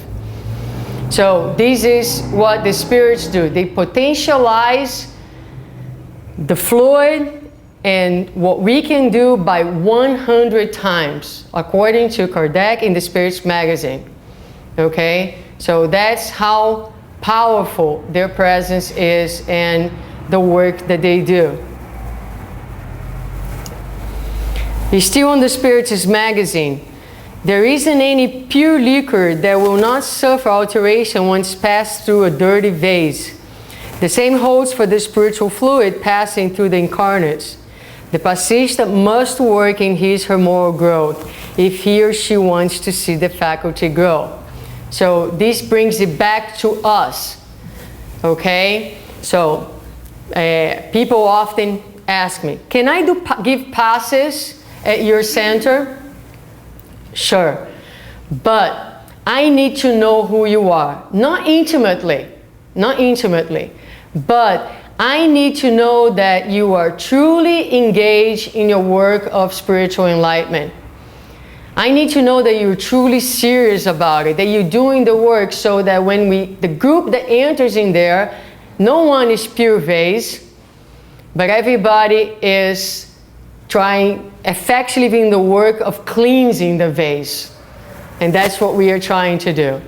So the energies from the spirits are like this pure fluid goes through us. It does get somewhat contaminated because we are what we are, right? Dirty vases compared to the energy that's being circulating on us. But it's the least that we can do. Be extremely serious about our work of enlightenment. And this is a requirement. And this is why within the guidelines of the center, we want to make sure people are here for a period of time. We want to make sure people are studying. We want to make sure people are participating in our courses. We want to make sure they engage with the work of the house, because engage with the work of the house means you engage with the incarnates and the discarnates.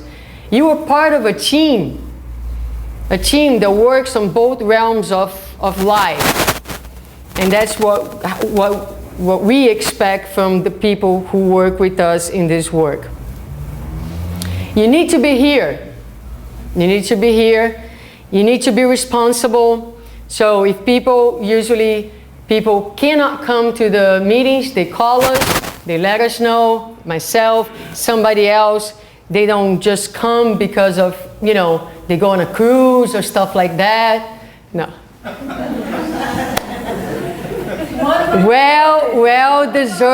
Well-deserved vacation for a very hard worker. No, that's actually important. We need to take vacation because when we go on vacation, on a cruise in particular, we restore a lot of vital energy to bring back and to do the work. Actually, now seriously, it's important that we rest. If you get someone who is running on red, then you don't have much of vital anything to give to anyone. You're in need of vital energy yourself, right? So eating properly and resting, all these things are important. Seriously, mental hygiene. So you say, oh, it's a day of passes. I didn't eat anything heavy today, right? And I slept a lot and my thoughts were polluted all day. So work on our mental hygiene. We gotta be positive. Of course, no one is positive all the time, but we need some positive vibration. We're gonna be sending good energies, and we need the fluid that we are giving, it's going to take the qualities of what we are feeling and the way that we are vibrating. So if we are putting that fluid a lot of positive vibrations, trusting life, joy, happiness, the fluid is going to take all those qualities, and that's what's going to be delivered during the passes. And we must study. Anna Moore, she was talking to me and she said, you don't have to study for these things. And I'm like, gotta be kidding me that I don't have to be studied to deliver something like this. I cannot tell you how many hours I study to do this thing. I cannot tell you, okay? And yes, a lot of the stuff I know, but I learned a lot of new things while studying this. And like she said that to me today. She will be listening to the tape, so I'm not talking to her. So, she said, oh, you were born in this. But the extent of the knowledge within the spiritist literature is almost like, you know, there's not enough hours I don't have in my incarnation to read everything that's there, everything good that's there. All the books of André Louis and Kardec and Emmanuel, I don't have. Some people say that it's a matter of, I don't. In any case, so when I was studying this, there's a number of things. One of the books of André Louis that I haven't read through, the Mechanism of Mediumship, and some of the information came from there. So I was telling Claudinha too, while I was doing this study, I started to practice physical therapy differently. Because I realized that I have started 22 years of practice underutilizing the power of my mind and my ability to give fluids to others. Amen, right? So this is it. This is what study allows you to do, empowers you, helps with your moral transformation, with the enlightenment process. So we cannot have someone here who is a passista and who is not deeply committed to study and learning. We can't. So what to avoid? Waste of vital energy. Don't run too much, for example, right? Nourishment of resentment, passion, constant anxiety. Are we going to feel these things? Sure. Everybody feels them. But when you are engaged in the path of enlightenment and you're seeking awareness, you're going to realize that you had a moment of rage, and you're going to go ahead and calm down, breathe in, right? Breathe out, do your prayer, try to shift your energy, try to revitalize yourself. If you don't have the moment of awareness when needed, at least try not to stay in this place. Shift away from this. If you're sick, you need a vital energy yourself. You should not be giving vital energy. You need the vital energy to heal your own cells. So you sit and you receive the passes instead. Now, food. The Spirit says, not me, that we should try to live a life where we eat little. Okay, just enough, right? Which is a concept that America hasn't learned yet. What's to eat enough? But all of us, don't mean to be judgmental. But the better we eat, and you know, when we eat, a lot of our own energy goes into the digestive process. And depending on what we eat, some odors, some smells come out of our system. We don't smell it, but the spirits do. Okay? So I'm not going to go into details of that. But let's try to watch what we eat, especially in general, but most especially on the days that we're doing this type of work. And, you know, I don't need to say about alcohol, smoke, drugs, because what those things do is they intoxicate not only the physical body, but the spiritual fluid too, your vital fluid too. Actually, in the works of André Louis, there is a very detailed description of how excessive food and smoke burns the vital fluid, literally burns the vital fluid, okay? And and you get, you know, your vital fluid and your perispirit intoxicated by these substances. Okay, now, in Missionaries of the Light, we're going to find a description of the qualities and the things that are required for the workers in the room of passes in the spiritual realm.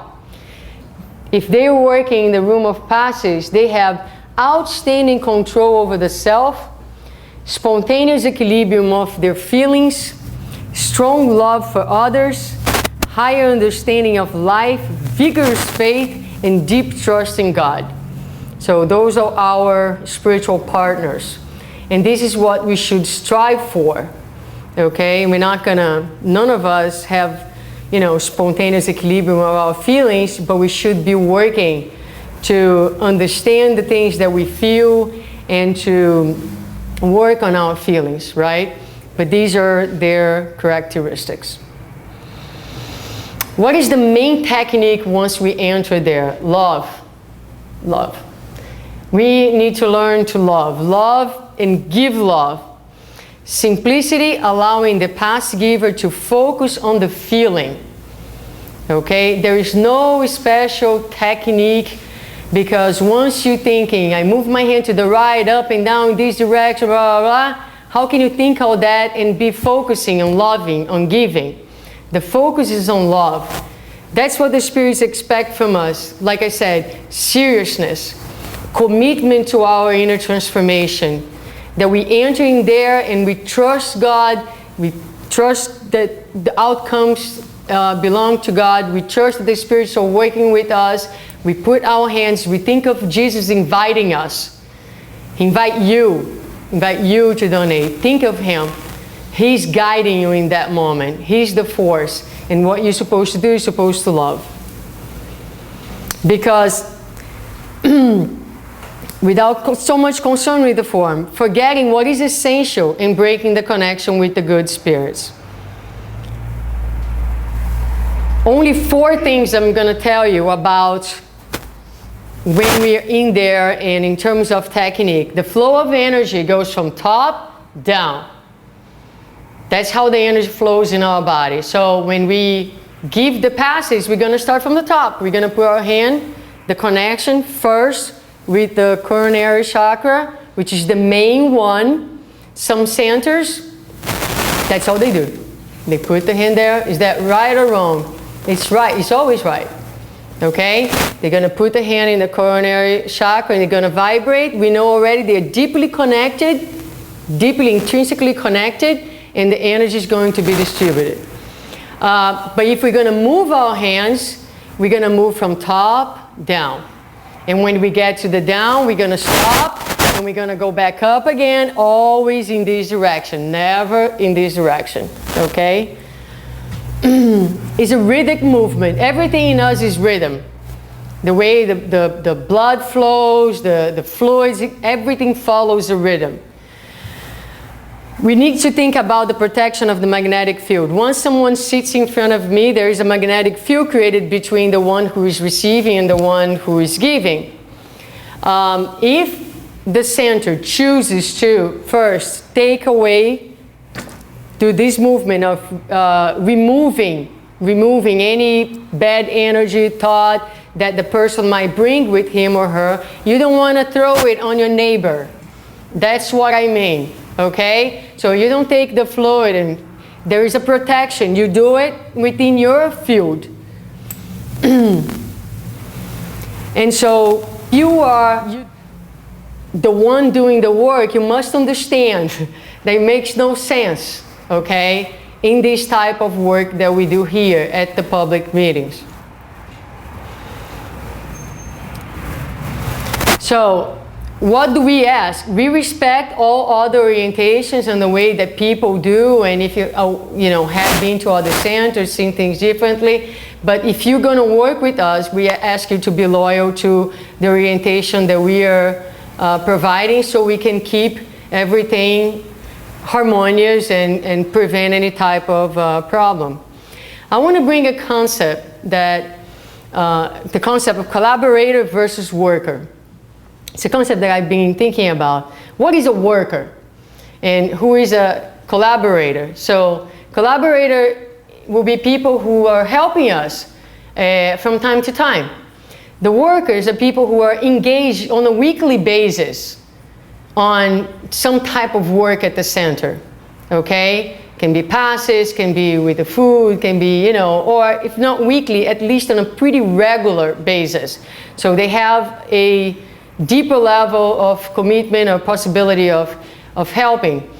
We have many collaborators. Sometimes collaborators can be coming from other centers, people who, for example, come and speak here on a regular basis and help us with the lectures. So why do I bring that? Because I really would like for all the people who are giving passes to be workers, to be truly engaged with the center. Have to be participating in a study group for the reasons that I already mentioned. It's absolutely necessary to learn.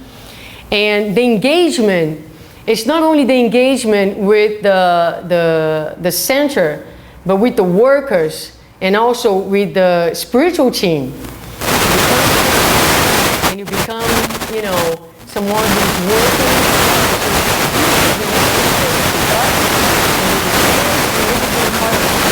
And one of the things that we strive here at the Conscious League is to have a harmonious team, a team of brothers and sisters that really love each other, know each other, respect each other, because this sets the base of all the spiritual work that's done in here. It is the interaction, the love between workers, this intimacy that can only exist if we are here, working, participating, engaging. That creates this familiarity and this love, this caring, this deep caring that we feel here for one another. And the spirits have told us that it is precisely this feeling of brotherhood that has protected the center many times against enemies, against obsessors, that has guaranteed really the quality of work that has been done here at the center. So this is absolutely vital, and I am very, I used to be a little bit more rigid, but I'm still pretty stiff when it comes to all those things. Of course, if you come to the study groups, you need to come to the meetings as well. Tell us if you're not coming, why you're not coming, and try to engage as much as possible in the center's activities. If you don't know what to do, please ask me and Biga, right? There's plenty to do. Okay, so wow, this is fantastic. All right, it's almost, so demonstration practice. So here, since it here. We're not all going to practice. You practice when you're going there. No? Yeah.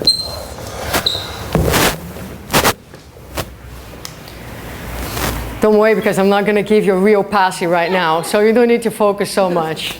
Okay, but so in any case, so the person comes in, right?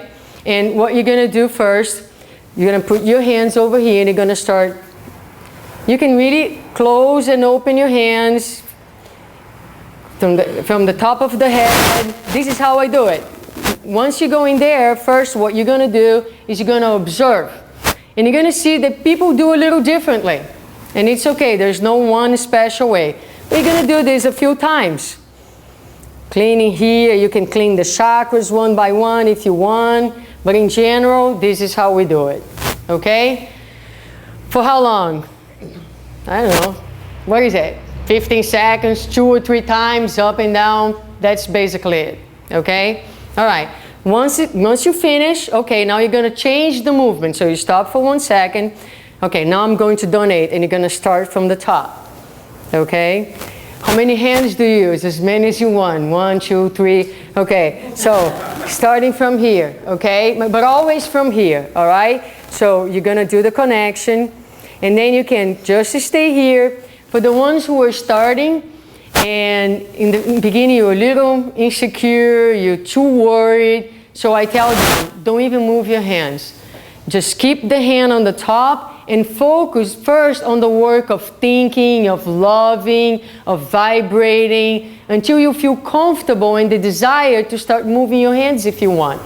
Okay? So you can go very powerful vibration over the coronary and the frontal chakra. If you want, you can use both hands.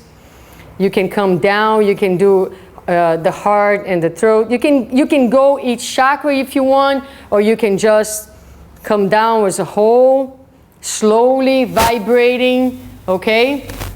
One thing that you would not do is you come back here, you at the heart. Okay, let me go back over here.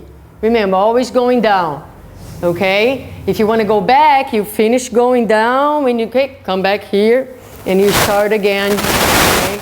So how many times again? I don't know how many times, 2, 3 times, slowly, okay? And usually at the end we just finish, because remember that the perispirit is not confined to the body. It expands. You don't need to be too close, okay? It's not the proximity per se. You are vibrating and the energies are being absorbed by the perispirit. And where is the perispirit? It's around, right? It's around, it vibrates, it emanates. So you don't need to get here.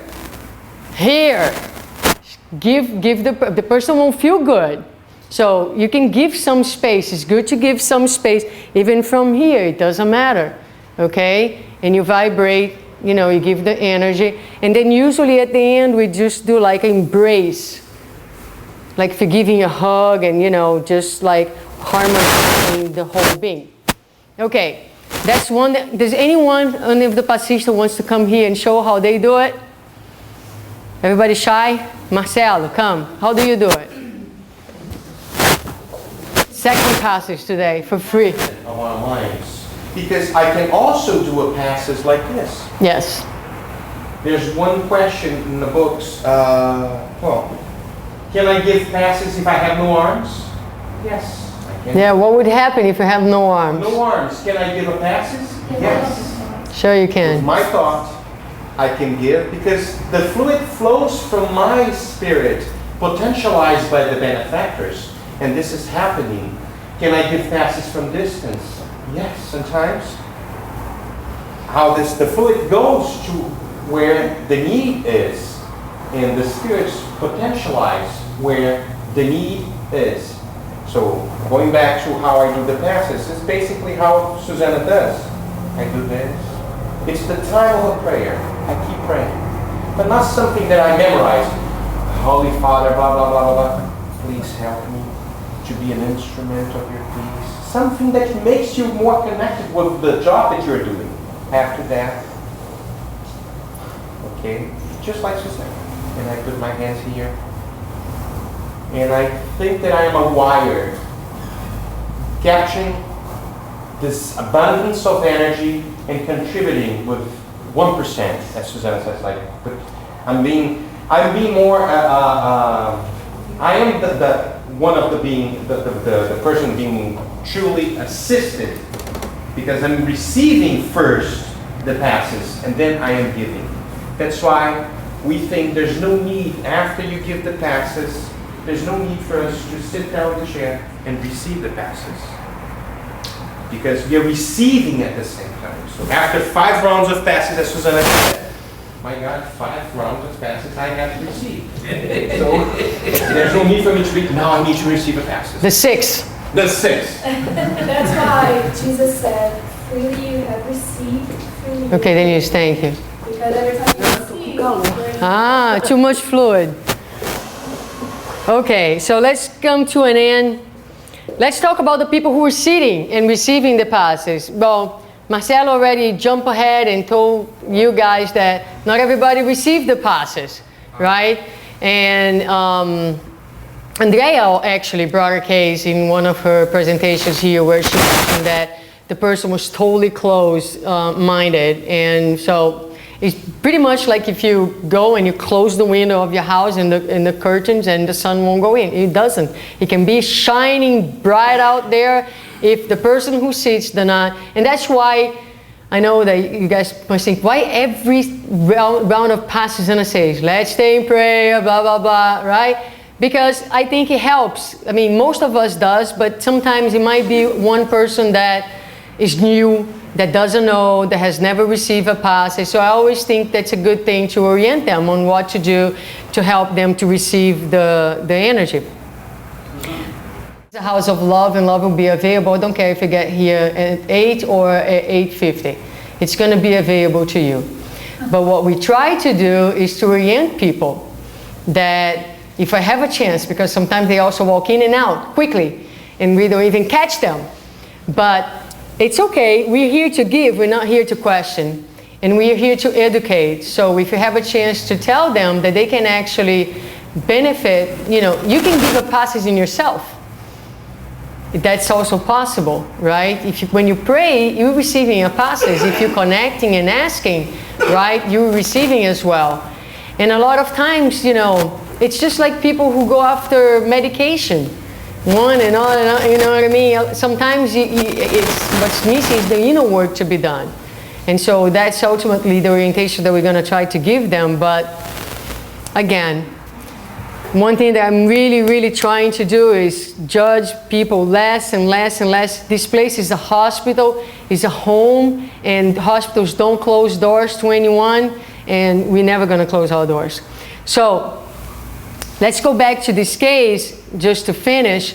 When Jesus said to the woman, "Your faith has healed you." So that's another thing. The person who sits there needs to have the faith. He was touched by a multitude of people, and no one was able to draw the fluid from him in the way that she did. So what healed her was her faith that moved the fluid in her direction from him. And that's what heals every one of us. No one is healed by anyone else. We are healed by our own faith. And even Jesus, every single person that he healed, he said, "Your faith has healed you." He never said, "I healed you." Never.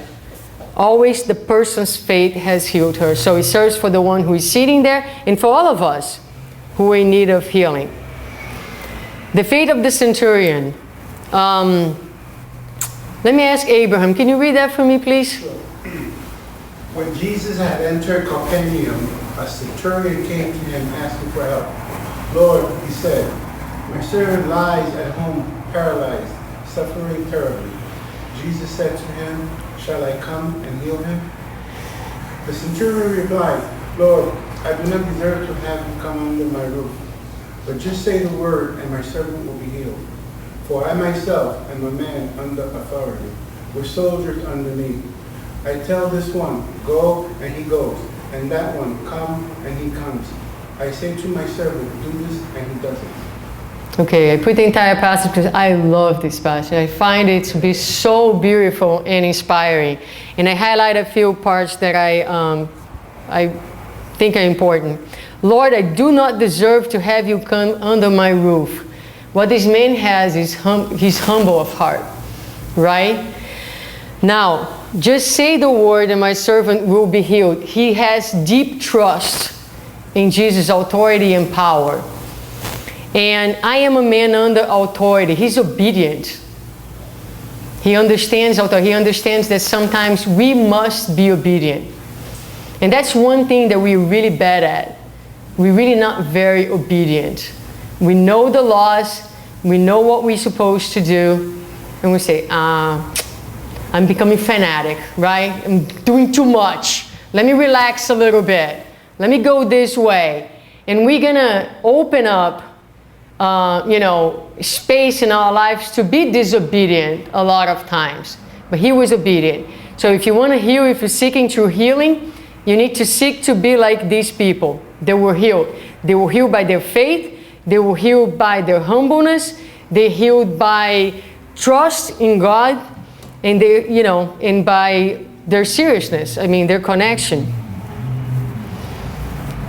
And that was the compliment. When Jesus heard this, he was amazed and said to those following him, "Truly I tell you, I have not found anyone in Israel with such great faith." Then Jesus said to the centurion, "Go, let it be done just as you believe it would." And his servant was healed at that moment. The 10 men with leprosy. As he was going to a village, 10 men who had leprosy met him. They stood at a distance and called out in a loud voice, "Jesus, Master, have pity on us." When he saw them, he said, "Go, show yourselves to the priest." As they went, they were cleansed. One of them, when he saw he was healed, came back, praising God in a loud voice. He threw himself at Jesus' feet and thanked him, and he was a Samaritan. So here, they actually got healed as they walked to show themselves to the priest, which means that there was a delayed response to Jesus' order to the cell. So Jesus actually in that moment healed their physical bodies. Now, it was their faith in Jesus that actually made them move and walk to show themselves to the priest. So we also need to do our walk. We also need to do our part. And believing, we're only going to walk and move if we believe in the way that they believe in Jesus. But there is one other thing here in this passage. Jesus asked, were not all 10 cleansed? Where are the other 9? Has no one returned to give praise to God except this foreigner? Then he said to him, rise and go, your faith has made you well. So here, he makes a difference. The other ones had their bodies healed. But this one here was truly healed. Because he was the only one who recognized the power, the mercifulness, and the presence, and understood what had really happened to him. So one of the things that we must carry in our lives is this recognition of the presence of the higher power in our lives. Without this power, we can't do anything. We can't do anything. In the person who is giving, in the process itself, most importantly, faith in yourself, that you can do it. We all gods. The origin of our diseases is in us, but also all the sources for healing reside in us too. We need to believe in that. We can build health in the same way that we can be quite destructive. Prayer can't tell enough how important prayer is. We need to feed ourselves with good stuff. That's why some people, I go to the center. How often? Once a week. Good for you. There's a magnetic healing by Dr. Marlene Nobre. She does an analysis of the work of Andrew Lewis. From the Manuel Filomeno Miranda project, a very serious project in Brazil who looks at mediumship and passes. And this latest book, just recently published by Alívio Cerqueiro Filho, fluidotherapy, spirits as fluidotherapy, and also some stuff from In the Invisible, Follow Me, The Consoler, and the Panels of Obsession, also from Filomeno Miranda by the automatic writing of Divaldo Pereira Franco. So those are the references. Everything comes from these books. And I now open for your final questions and comments. One more thing. So I kind of put out there sort of, you know, what do we expect from someone who is going to be giving passes. I need everybody to sign the paper there on the back behind Biga. If you haven't done, I need to know who was here today. And if you have any interest in doing this work, you need to talk to me so we can, you know, we can see if, you know, it would be the moment, if we need to wait a little bit more, attaining the guidelines of, you know, we want to make sure. I know everybody who is here is super ultra serious because you guys are here listening to me for 2.5 hours. But we see a lot of people who come to the center, they love it, they think Spiritism is the best thing that happened in their lives, and 2 months later I can't find them. And then, you know, again, just we really want to make sure that we build a family, that we know each other, that we create this you know, really strong sense of brotherhood between the workers. So we want to see people really involved with the center before entering and doing this work of passes.